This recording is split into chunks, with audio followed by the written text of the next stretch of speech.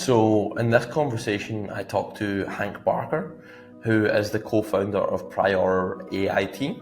So, Hank and his co founder provide bespoke consulting to businesses that are looking to implement AI or looking to train their employees on how to use AI and what are best practices.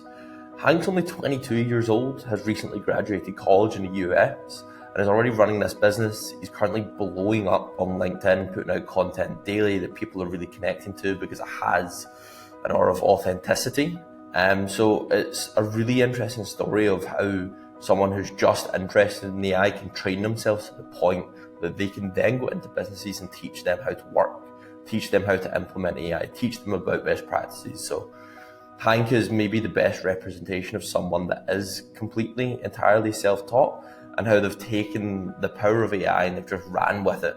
And he's constantly learning to this day. So if you are a younger kind of entrepreneur, you're just interested in that story of how someone like this gets started, how they're currently over 7,000 followers on LinkedIn because of that, then this is the perfect conversation to listen to.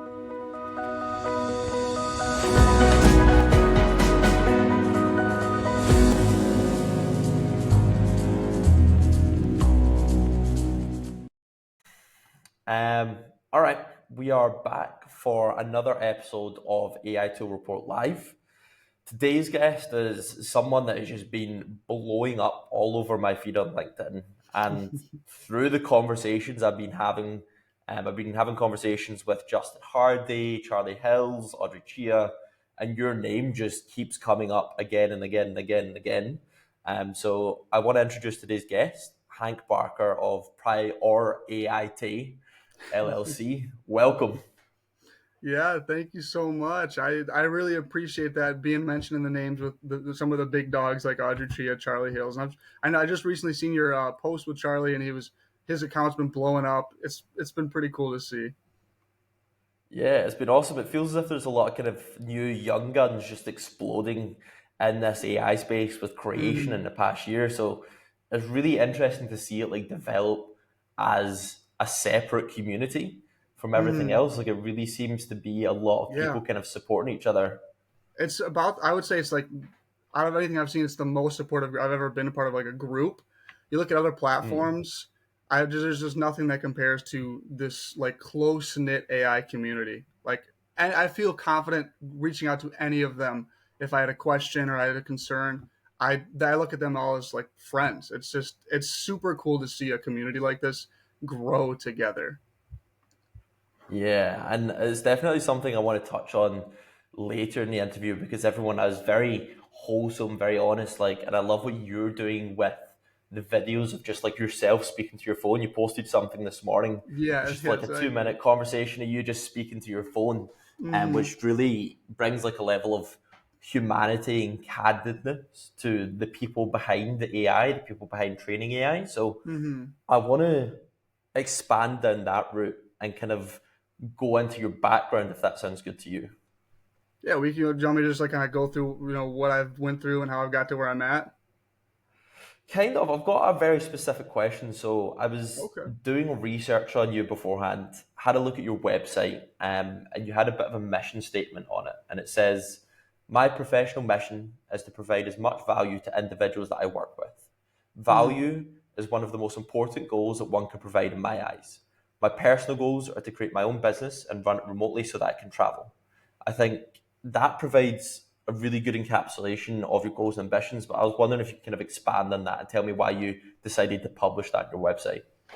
Yeah, I mean, I growing up was always the type that just I wanted to be able to help people, and as I was going into university and getting to where I am today, I didn't really know in what form that was going to take. I wasn't too sure. I was like, okay, maybe I'm going to go into marketing.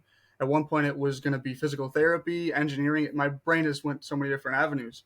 And when I finally got onto the idea of like being an entrepreneur, and then I saw AI and its capabilities, I said, this is where I need to be. This is how I can help people, and how I can, and part of my other goals, be able to travel and just explore the world and just live the life that I want to live. And being able to help people in the AI sphere was the route that I saw that forward. I said, this is going to be the thing I'm going to do.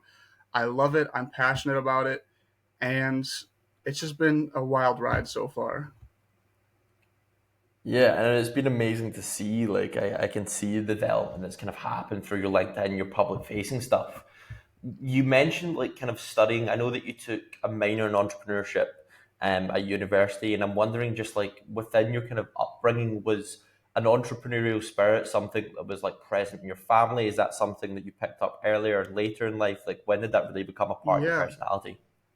So early on in my life, there was never anybody that was like, "Oh my goodness, this is the figure I'm following." But I actually took inspiration. I kind of take that back, but this is a little bit further in my life.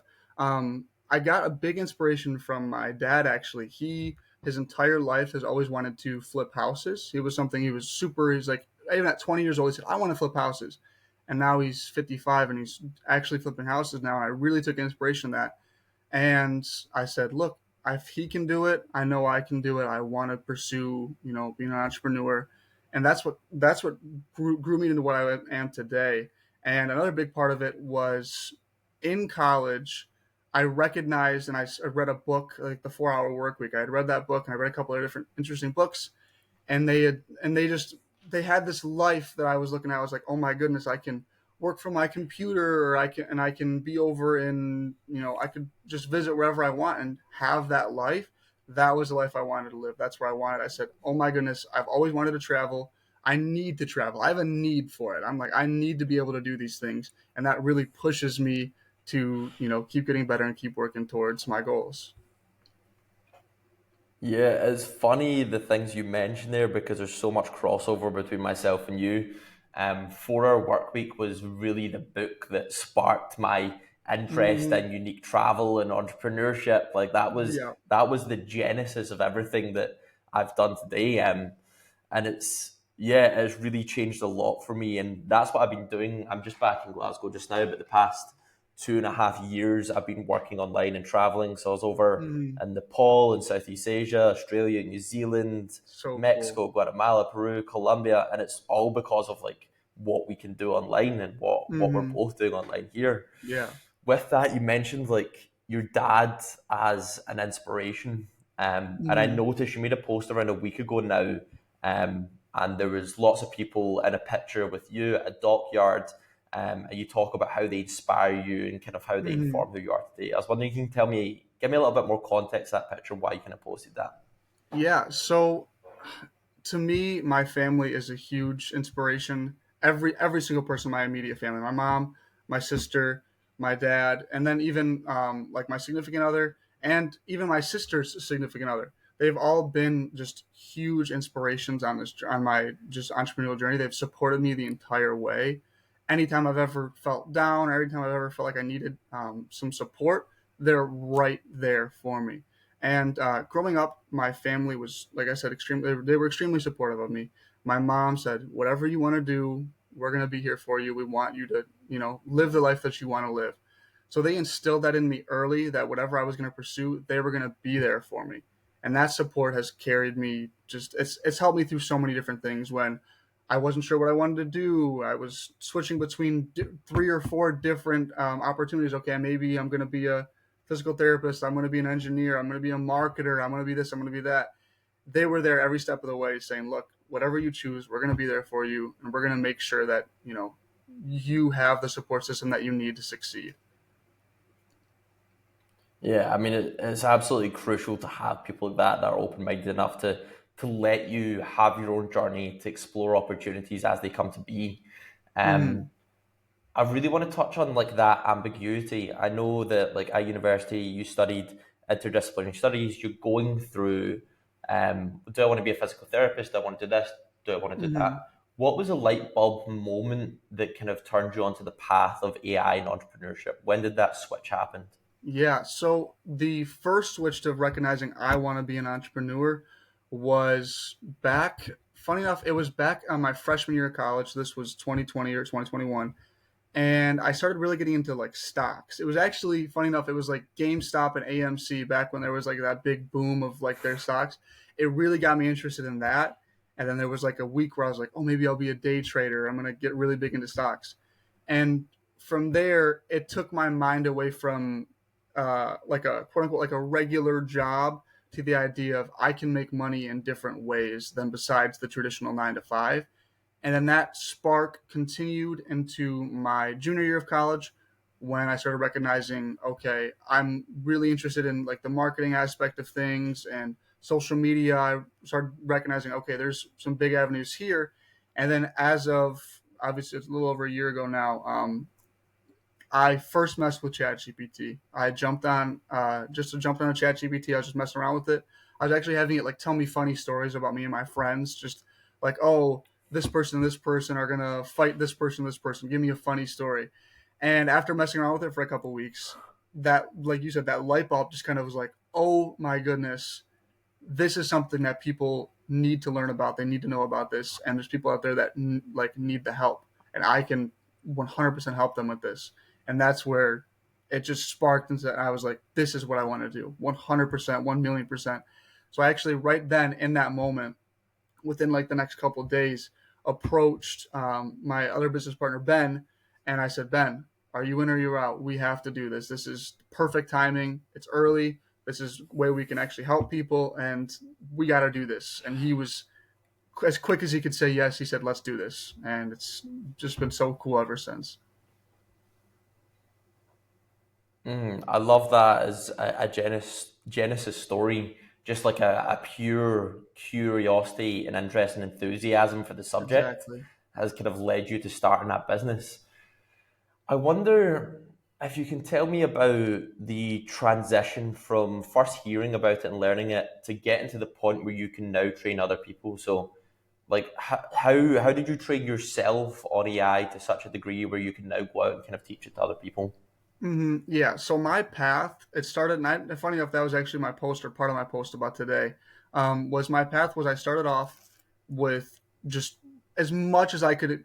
I just tried to bring as much information as I could towards myself. It was courses, it was YouTube videos, it was anything that I could bring in. It was talking to experts as much as I could, and right off the bat, when I recognized that I was going to do this thing, I got on LinkedIn and I started just following every single person I could, and I just started just like I said, soaking myself in this information. Um, and with that, I was testing out use cases. I was seeing, okay, where can this actually be beneficial for people? How does this actually work? Getting the ins and outs of it. And once I had done that for about 2 to 3 months, I said, okay, I know I can now teach beginners like no problem. This is something I've tried. I was teaching anybody I could around me.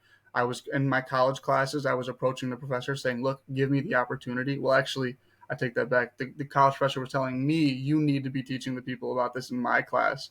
And then that first interaction, actually, of making a presentation for them and teaching my college peers about the opportunities here, that's when it was. I was like, "Okay, I know I can do this now. I have this in the bag.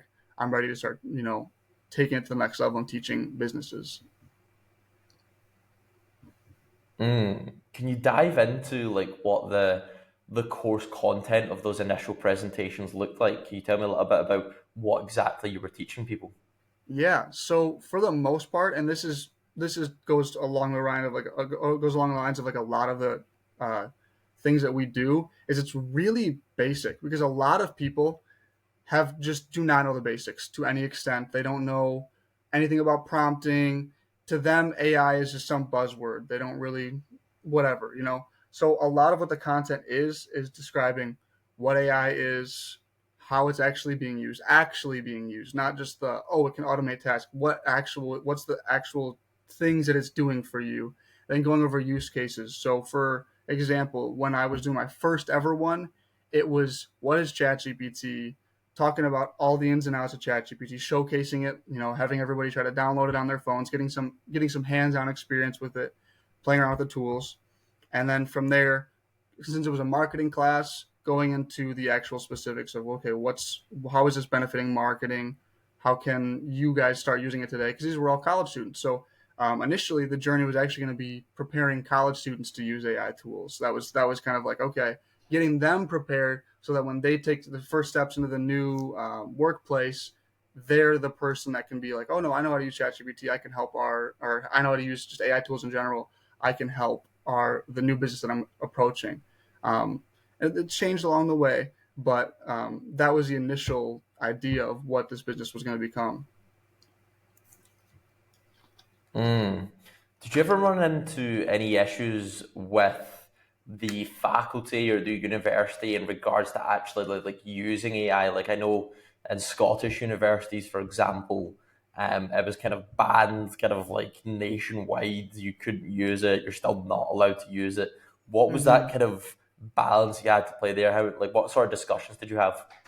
Yeah, so I've had a bunch of different discussions, and this is actually something, shameless plug, but in our course we talk about this. But in terms of the most businesses that are looking to implement AI, one of the biggest things, for, at least from CEOs and like the key decision makers, they're almost scared of doing it because they're not going to train their employees properly. If your employees are not trained properly, then there's the opportunity for data being leaked and it being trained on your data and things like that. That just really scares a lot of people. It scares them away from using AI. So a lot of the initial conversations I've had were, well, I don't want my employees to use it because I know they're going to mess up. I know they're going to do something that they shouldn't be doing when they're going to now do it without you knowing about it. They're going to go and do it themselves on their own time when you should be empowering them. You should be teaching them the exact, okay, if you're going to be, what you shouldn't be inputting into AI tools, what you can input into AI tools,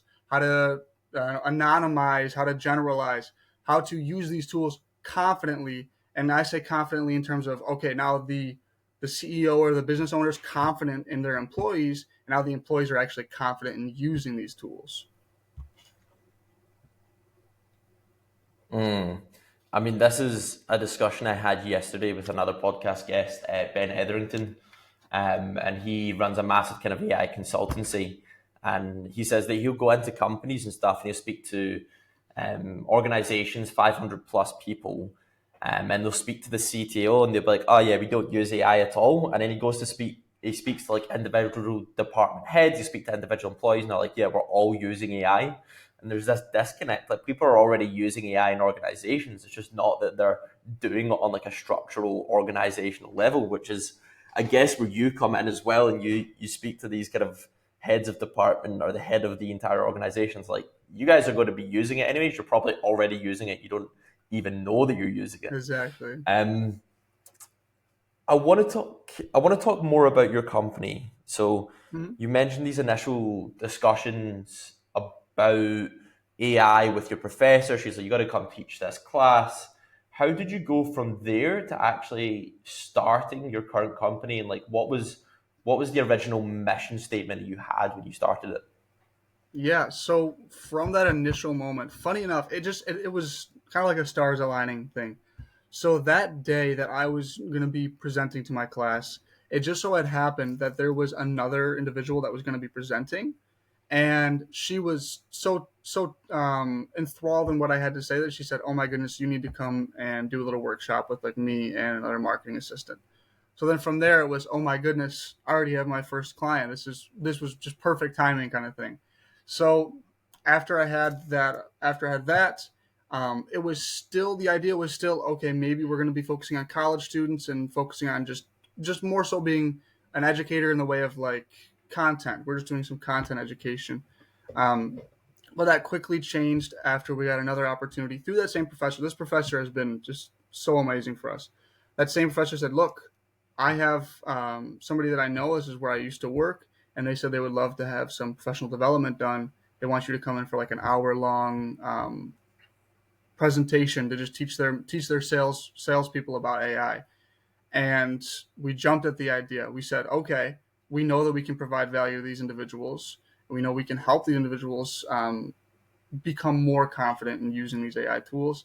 And that's when about right there is when it changed to empowering college students to training and empowering businesses. And it still sticks to our main slogan of keeping AI simple and actionable, but just the target audience has changed and who we're actually going for has changed. Mm. With that being said, so when did you get your first business client? Like how long ago, months wise, was that from now? Gosh, that was back, hmm, 9, 10 months ago, about, and that was the Okay. And how original. many organizations have you worked with since? Gosh, it's main organizations. I would say about 4 or 5. It depends. Some smaller. We do a lot of smaller things where I'll do like two or three people at a time. Not as many in terms of the big companies. We actually was just working with Mattel a little bit. Huge, huge. They do Barbie and stuff like that. So we were actually working back and forth with the IT director there. So that was a really fun experience. I talk with him as much as I can. He's an amazing person. He actually helped a lot with our course and gave us insights. So his name's Tony. Shout out to Tony. He's amazing. Just loved going back and forth with him. I love that. So I'm really wondering, in terms of like the process of how you educate and train and kind of undertake your role with these organizations, how has it changed from that initial kind of like first experience, first call, first training course to what your process is now? You said Tony's given you lots of feedback. I'm assuming other people have. What did it look like at the start, and what does it look like now in terms of your process and coming in and training in an organization? Yeah. So I mean, off the bat, we had just come at it like, oh, we'll just cover the basics and not even really like we would kind of know what they wanted, but we weren't like asking them back and forth, having a back and forth conversation. It was like, oh, we know what you guys want. We'll just put something together and present on it. And we had some of those initial conversations where they're like afterwards, they're like, yeah, but there was a couple things we wish you would have touched on. And then I was like, oh my goodness, why didn't we ask? Just little dumb things that, as an entrepreneur early on, that was something we never even thought of. Um, as the time has went on, it's a back and forth process.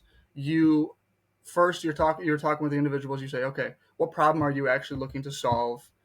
Is this problem even worth solving with AI or using AI for? Then from there, okay, what level are your employees at currently? Do they need more advanced training, or are they wanting more of just the basics?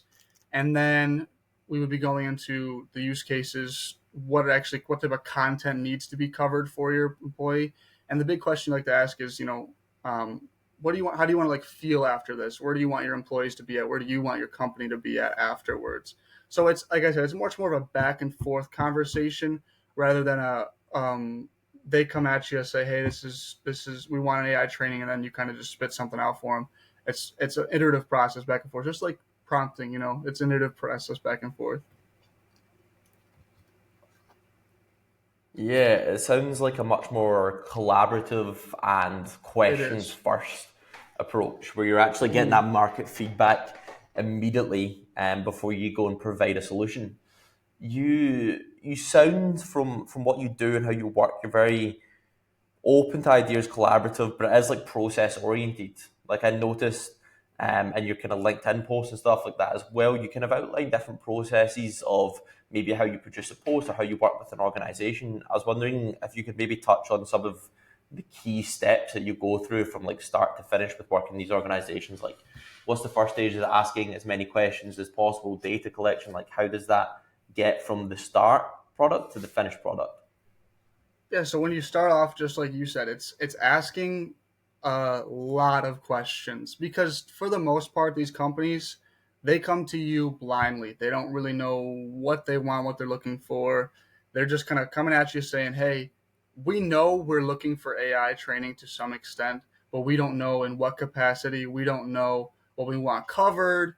So the first initial process, like you said, is a bunch of questions. And after we get most of those questions solved, the next steps in terms of like what our process is we get the content that we're looking to put out. We create the content. We approach them with, okay, does this sound good? Does this look good? Are you comfortable with this being covered? After they say yes, or if they say no, we obviously go back and fix things. We do the training. After we do the training, this is where a lot of people have some problems. We have the training, and 2 weeks later, their employees are not using the tools anymore. They've had that first 2 weeks of, wow, this is cool. But what it ends up becoming is it's a new type of workflow. It's something new to somebody's workflow when they've already been doing it a separate way for years. It's really hard to get them to change that workflow. So what we'll do is we'll talk with these individuals and we'll say, okay, you need to be ensure you have these like measurable objectives in place. So for example, let's say you're wanting your employees to start using for like document creation, for example, but they've already been doing document creation manually for years. So getting them to switch would be pretty tough. So what you want to do is you want to have some sort of process where you are doing it on maybe on a daily basis or a weekly basis. You're having small goals for them to hit, so that the integration is slow and steady. Because if you were to just try to drop something on them like that and say, "All right, use it," it's after a week or two they're going to stop using it and go back to the old ways. Yeah, I mean, it's super interesting to hear about the individuals, and like obviously a lot of people have these kind of fixed processes they might have been doing for 20, 30, 40, 50 years, depending on how long they've been with the company. Mm-hmm. Um, on that kind of note, like, what has surprised you most about working with these companies in terms of like where they're currently lacking the most or where they're looking for the most assistance? Is there anything that kind of jumped out to you like, oh, I didn't actually expect that to be a problem or you to be looking for that? I mean, honestly, this I'll just go back to an example that really kind of shocked me. With most companies that are approaching you, um, I at least this is what I had thought that if I was going to be, let's say I'm going to do like an AI training to any extent, I had at least assumed going into it that they like most of the employees had at least messed with like a chat GPT or like even found like maybe one use case on their own end that they've been trying out. When in actuality, when we like at our most recent professional development, out of 18 people, two of them had ever even had a ChatGPT account or had an account to any AI tool in any way, shape, or form. So the other 16 people had never touched it, never looked into it, and didn't know anything. So it came to a shell. It came as a shell shock. We're like, oh my goodness, they need to be just learning the complete basics. They need to be going over just what how to even get into an account. Um, so in terms of like the biggest struggles we've seen with companies is they're just they're in the dark basically. In terms of like a use case, there's not like a main use case that pops out for every company. It's completely different. A lot of them, if they're looking to integrate AI into their processes in terms of like using like a chat bot, for example, they're one of the big ones that we've seen is managers really don't want to have to answer questions 24/7. So if you have a chat bot that's able to answer all those questions from lower level employees or lower level like for just for teams in general, that's been a big use case that people have been wanting to learn more about. And that then you need like custom solutions and things like that as well. But that's been one of the biggest ones. Are like, look, I don't want to have to sit here and answer people's questions every day, the same questions that they should have already known and should be able to answer. Yeah. Touching on that in terms of like the chatbots that you'll be producing internally or helping these organizations create, like how important is data readiness? Because I've had a few conversations recently where people much like yourself will go into these companies and stuff, and like a huge company that's making millions and millions of dollars in ARR has their data structured in an Excel spreadsheet that's completely useless when you try attach AI to it. So like what have you kind of noticed Mm, with data practices and stuff like that? gosh, it's such a tough conversation to have with some individuals. Like when you're approaching a company and they're like, I'm like, okay, well, what's how is this how's your data going, like how's your data work, where are you storing it, how's like what's the process look like, and they'll just genuinely have no clue, or they're like, oh, ask this person, they're like, hey, like you said, Excel spreadsheet. So it's pretty tough of a conversation to have with individual with the companies. um in terms of like the actual process of like us helping them, for the most part we'll usually recommend some other individuals that are more versed in like setting like getting everything just in line for them, basically just making sure that all like boom boom boom, this is It's just a nice, smooth, streamlined process. We can recommend things. But at the end of the day, that's not my total expertise. I focus more so on the training aspect of things. In terms of the training aspect of things, you need to ensure that your employees know how to get access to the data when it's in the right places. On top of, like I mentioned before, what you're not supposed to input, what you can input, and just ensuring they have those practices in place. I love that. I want to take things outside of that kind of like the one-to-one client relationship and talk more about you, your co-founder, and your organization. So you mentioned briefly at a point at the start of the podcast about a course that you guys are doing just now, and I was wondering if you could touch on like the different ways that you guys are monetizing right now. Tell me a little bit about the course. Like, what do those things look like? Yeah, for sure. So, in terms of the course, what we've been doing is we've been I'm putting it like it's like a AI confidence, but it's also like a basic training course for employees. It's a 5 day course. Actually, I take that back. It's a 6 day course, and the 6 day course has like it's split into like 30-minute sections each day, around 30-minute sections. And this course is meant to cover all of the things an employee would need to know to become confident in using the AI tools in the workplace. So you're covering things like what are the basics of what AI is, all the way up to creating your own custom GPTs and knowing the data safety practices, for example. Um, it's been a super fun thing to put together. We've been talking to a plethora of different experts in AI. Like I've been talking like Edward Frank Norris and things like that, and having them go through the course. And every time they went through it, the same answer as always came around. They said, "This is awesome. You guys should be getting this out as quick as you can." So it's been really fun to put that together. That's actually going to be coming out within the next month, I would say. So we're getting ready to record, get some really nice editing done, and get that out there. In terms of other monetization, and just off of LinkedIn alone, LinkedIn has been our main platform for driving leads, and it's been primarily through the DMs. It's getting valuable content out there, and once you have that valuable content out there, it's reaching out to individuals and having individuals reach out to you. The clients that I have now have all reached out to me personally, saying, "Hey, look, I like what you do. I want to work with you." Um, and then most of the other clients that I've worked with have been okay. I'm reaching out to them. I'm saying, look, what is your AI? Have you trained your employees in AI? How does that like? How does your plan look for AI implementation? Is this something you're interested in? And just starting just conversation after conversation. In terms of the business aspect of things, we focus primarily on workshops and training. So that training can take a couple different forms. It could be we're just jumping into a call like this and we're, you got 20, 15 employees that where you're wanting us to just explain and go through and have you be able to ask any questions. We'll have a presentation set up with interactive materials, or it's more of like I said, like more of like a workshop where we come into your facilities, we're sitting you down for a couple hours, and we're like, all right, we'll have some sort of a presentation, but then mix in a bunch of interactiveness, as much hands-on as possible, basically. Yeah, I love it. I mean, I think for when this podcast will release, it will probably be releasing around the exact same time that your course is going out. So we'll make sure that we kind of link that down below. So Yeah, for sure. that'll be perfect timing for that.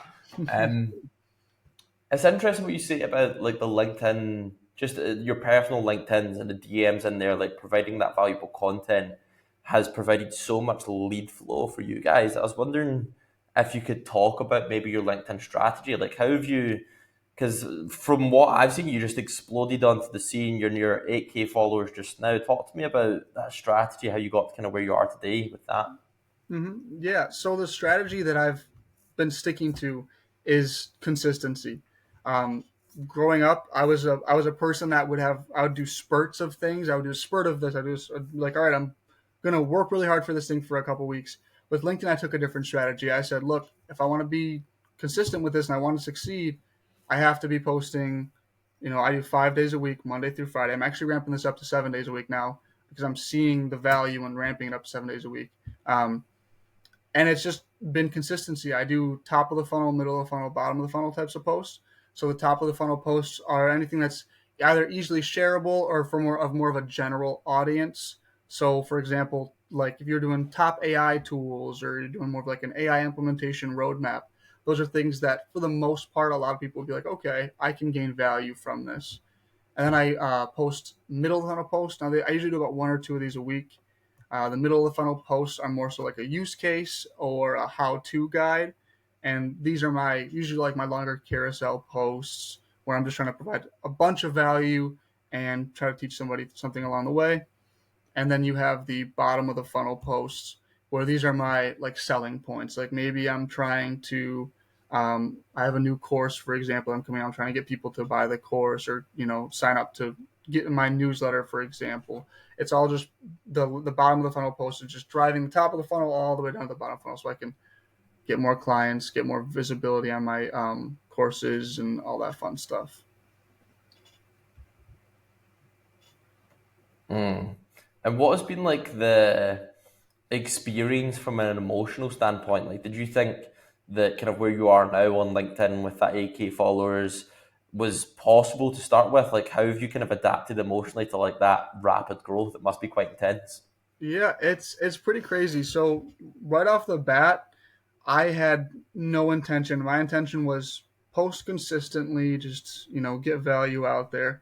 And as things have grown, it can be tough, especially when you look at other creators and you see, oh, this creator's exploded much more faster than I have, and you're like, what am I doing wrong? And you start to it starts to get in your head a little bit.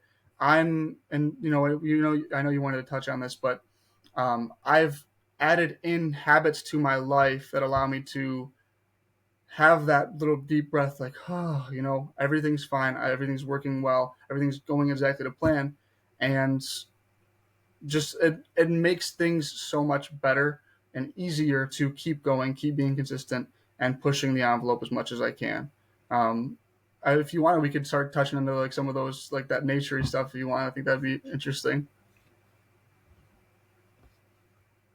Yeah, for sure. So I mean, like me and Hank were talking beforehand, and we talked about the kind of fine balance between basically the individuals behind the AI, such as myself and Hank, and Charlie and Audrey, and the conversations I've had with everyone. We talk about pushing this content out there, providing value, but the only way to really do this consistently and stay happy is to have the other side of that balance. And for me personally, it's being out in nature, going hiking, going camping, stuff like that. And Hank, if you can kind of touch on your process of how you kind of stay grounded and stay sane in what is a rapidly evolving space of technology. Yeah. So my specific things that I've had work the best for me is one is having like a strict schedule in terms of like my morning routine.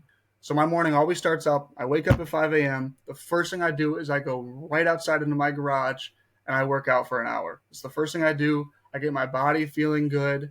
I'm happy about the day already starting off strong, getting some blood flowing. Coming in work for a little while. After I've worked for a little while, I say, all right, I need to go for a walk. My walks, I walk a mile down the road, just nice. I live out in the country, so I have some nice nature and some trees. I see deer, rabbits, all sorts of fun stuff. I just go for a nice little walk down the road. I'm with my own thoughts. And actually, that's the time when most of my ideas come to me. If I have any sort of interesting ideas, they always pop up when I'm on those walks, not when I'm sitting in my room trying to overthink about things. Um, Another big part of what I do is just simply being outside, like you had mentioned. Simply just sitting on my back porch or walking around out in the grass, just having my shoes off, anything like that to kind of ground myself and allow myself to think about things other than work. Has just been amazing for myself. It like you said, it's kept me grounded. It's kept me in a headspace where I can navigate the complexities of being an entrepreneur and especially being an entrepreneur in the AI space. Mm. You're an absolute maniac for waking up at 5 a.m. and working out at that time. It's something I could never. I mean, I work out every single day, but 5 a.m. can fuck off, in no other words. Like, there's not there's not a chance that I'm getting up at that time. So I got to give you respect for that. Hey, I get it Um, though. I get it. That's tough to. It's tough to do. Like, it's a consistency thing. Once you get it down, you're like, all right. I'm kind of like on autopilot. Once I jump out of this bed, like right as I wake up, I just like instantly open my eyes. I'm like, all right, I'm out the door. If I don't move in the first 5 minutes, you're not getting me to work out. No way. well, maybe, I mean, I think everyone's different. Like that process might work for some people. Out of curiosity, you ever went through a 75 hard or anything? Oh my! I've looked at 75 hard. Like I would say every month I look at it. I'm like, gosh, should I do it? Should I do it? And I'm like, I'll wait a little bit. I'll wait a little bit. It's something I definitely looked into. I would like the challenge. I think it would be fun. Yeah, I mean, maybe we should get that on with a bunch of LinkedIn creators. Myself, Lou Shulman owns Orbit Marketing, and a few other guys, Slater Heil, who runs a crypto fund. And Hmm. we're all kind of friends from online and stuff. We had a big organization or a big kind of group chat in WhatsApp last year. We were all just like simultaneously doing 75 hard. So we'll maybe need to do a LinkedIn AI creators 75 hard and just get everyone from the space to go and do it together. Just get everyone jacked and everyone just starting good habits. I like that. I think that'd be fun. All right, we'll message the LinkedIn mafia and make that happen. Bringing things back into like a business level of things, I got a bit of a strange question. There might not even be an answer to it, but why did you guys decide on green as the color scheme for your brand? That's a good question.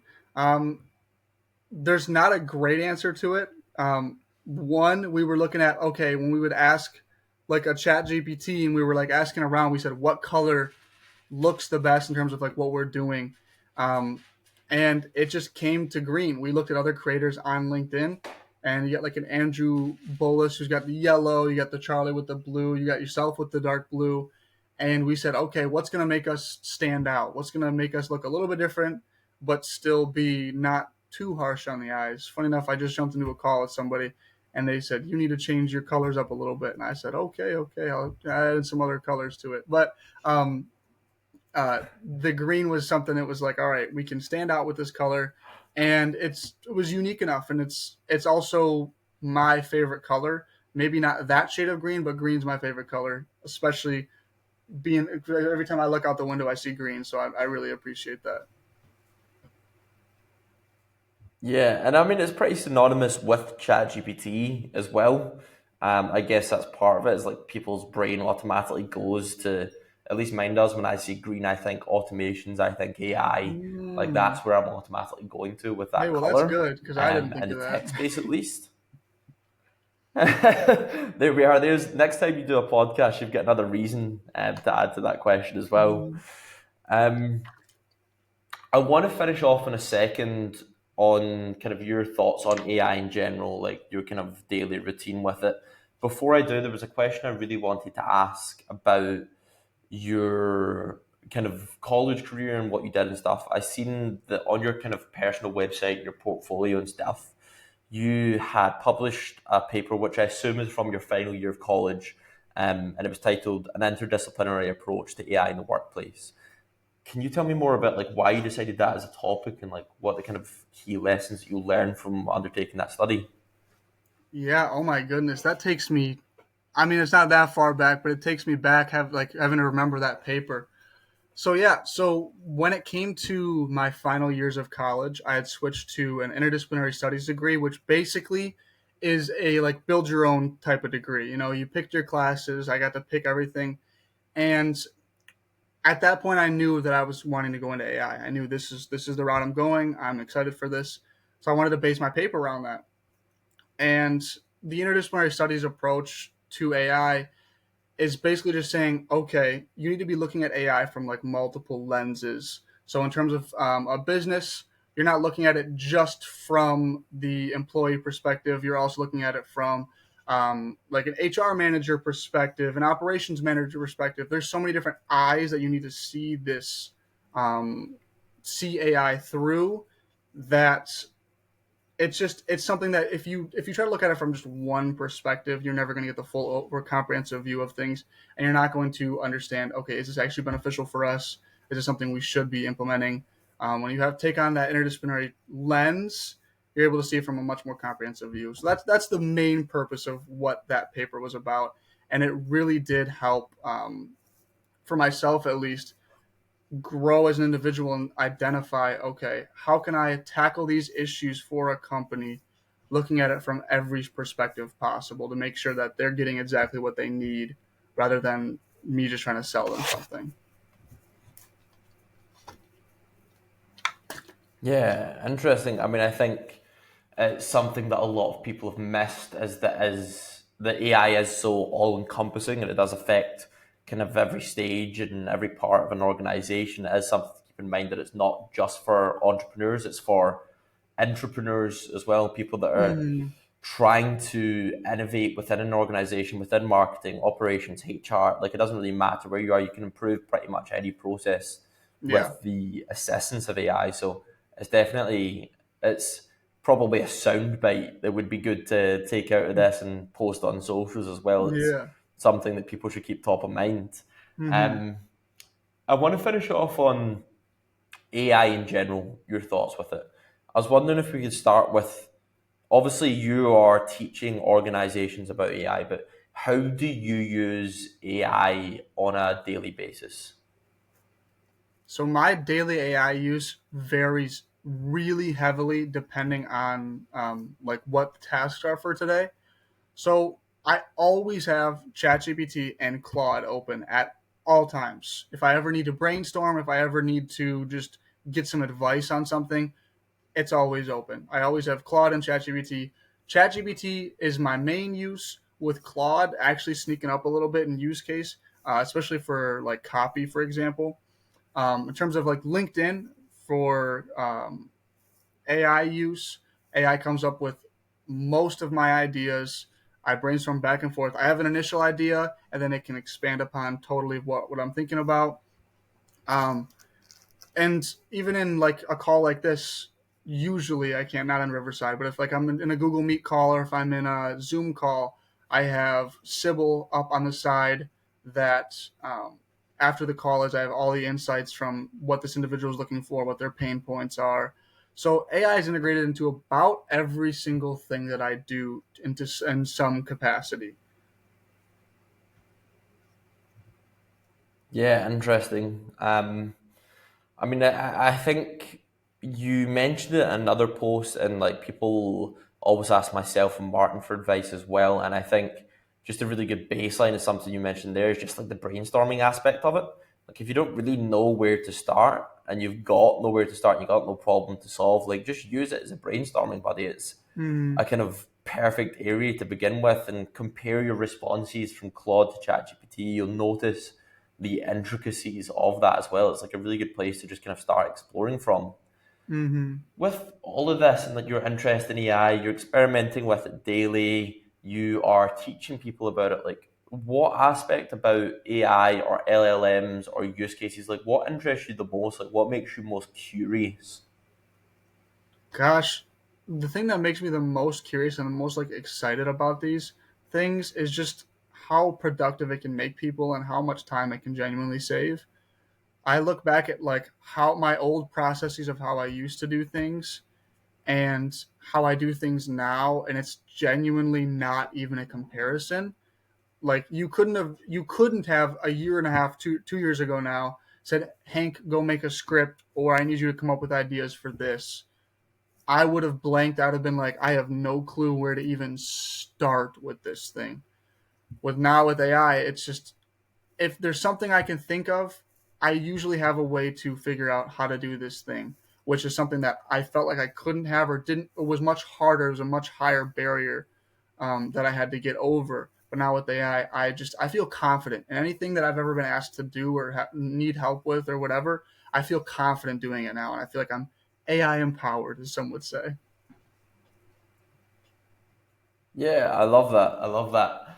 With that as well, like you're obviously kind of well versed on the space. You're so involved in everything that happens. If you got any predictions for the future? Are you excited about any kind of general releases? Like, what have you got your eye on for the next 6 to 12 months?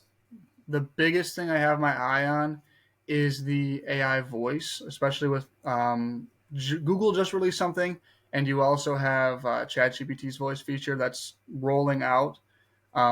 Being able to have AI understand like the nuances and how you're talking with it, and being able to, for it to change its responses to that, I just see within the next 6 to 12 months, we are definitely going to be seeing much more AI voice implementations, and they're just going to keep getting better. They're going to keep getting so much better to the point where you're going to be talking with a consultant that's purely AI, but they're going to have the knowledge of the entire internet, so they're going to be able to help you. So I'm really excited to see where the AI voice features take us for the next 6 to 12 months. Especially even cooler, being able to combine those like AI voice features along with like Runway's new Gen 3, and even with Sora coming out hopefully soon. Yeah, no, it's definitely exciting to watch that space develop. I think the ultimate litmus test for that is going to be whether it can understand and respond to a Scottish accent. Like universally, any technology in the past has had a hard time understanding a Glaswegian accent. Yeah. I remember one of the new GoPros that came out at some point. It was like you'd be able to turn it on with a voice feature. So it was like turn on GoPro. So I remember taking a video and I would be saying turn on GoPro in my accent for 10 times, nothing. And then I put on this fake English accent, like, turn on GoPro, immediately Mm-hmm. clicks on. So Yeah. that's going to be the ultimate test. Like if machine learning and AI can understand a Scottish accent, we're there. But nah, it's Mm-hmm. an exciting space to develop. I'm looking forward to that. I'm looking forward to AI agents and what we see from that. Mm. Devon's obviously a really exciting thing to come out on that end of things. So there's really a lot to look forward to, and the space is just like continuing to explode with news and developments and advancements every single day. So it's if you got to this point in the podcast, like you're in the right space, you're still early, is Yeah. something that I think we've kind of that has been reading between the lines of our conversation today. You are still early. Um, if you said what like 2 out of 18 of your cohort of a class had actually even opened ChatGPT and got to the Mm-hmm. point of making an account. Yeah. Um, if I want to finish on one last thing, if you were to give people advice of like how to start with AI, what would you say? My biggest advice is to be curious and come at it from a point of, like I said, curiosity. If you're gonna use like a chat GPT, just have fun with it. Have fun with the tools. Use them in a way where it's not work related. Because if you come at it from an angle like that, where you're just trying to have fun with it, you're just trying to learn about the tools rather than, oh my goodness, I need to learn this for my job, it makes the learning process so much easier and way more fun. Like I said, I started off learning through having fun stories, and my business partner Ben, he was making a D&D campaign. Like that's how we started learning about these AI tools. And then from there it blossomed because then we recognized, oh, wait a second, I can cross reference this and use it for this thing. So it's the best way in my eyes to approach learning how to use AI tools in general. Yeah, I love it. It's something that's been reiterated numerous times on this podcast is like come from a place of curiosity and enthusiasm. Mm-hmm. And if you do that, it's just going to be fucking fun to learn. It's so much And fun. that's the biggest thing is like, this doesn't need to be something that you have to do. But if you come at it from a place of like, I want to do this, I'm genuinely curious, I'm interested, like you're going to have the best time. It's such a mad little wormhole to jump down and just Mm-hmm. get involved in. So, Yeah. yeah, I want to thank you for taking the time, for coming on and making the time for it. It's been a pleasure chatting and connecting. If you can kind of finish off and let me and the audience know where they can kind of connect with you and where they can kind of learn more about what you're doing right now.